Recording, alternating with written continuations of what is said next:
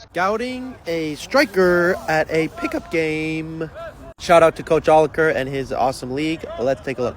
We're going to scout this guy, number 14. He's like a Dries Mertens, but left-footed. So it's a quick free kick, and he's gotten open right away as a striker. That's fine if you want to go to the line, especially depending on your own attributes. Like this particular number 14 is pretty quick and has a good left foot.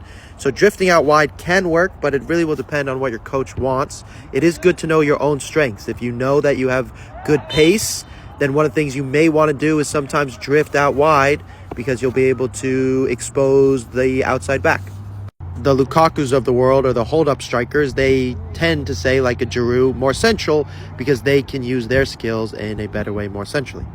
One of the things I love to see in a striker is that they're almost always the last guy.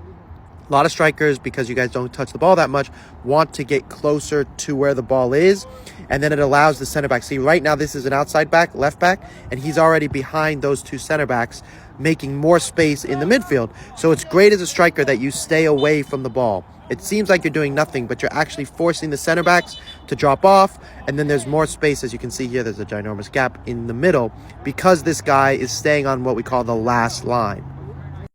You can see the number 14 here is waiting for that moment. He may be offside, but he'll also know that as his pink team get the ball here, which they are not going to get right now, but if they do, the blue team will drop off and he'll be onside, and he'll have momentum as he's running, which will be pretty legit. You can see here he's technically still onside, and even though he's behind the two center backs because of the halfway line. Now it's a free kick for the blue team, and I want to see what happens. So we're going to look at this guy.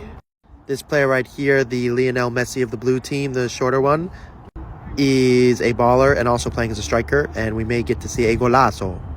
Here we go. Goalkeeper. Oh, handball. No handball. You can see these two are starting to get a little feisty. Usually if the center back is getting feisty with you, it means that you're a good striker and you're causing problems. I have to say, this poor striker, his team has been defending a lot, and he has not had the opportunity to show off his ability that I got to see a little bit earlier in the game.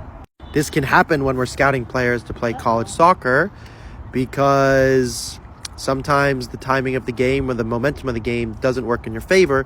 You don't need to think that you had a bad game, by the way, if this happens. There's a bunch of other players who are influencing the game. It's not always about you. I will have to show you some more clips of strikers, so I will work on that. I'll see if he still gets anything. If you guys would like help with the recruiting process and you're looking, what do they look for in a striker? What does a highlight video look for a striker? How is it that you can get recruited to play college soccer? Click the link in the bio, and that will be the way I'll be able to help you guys.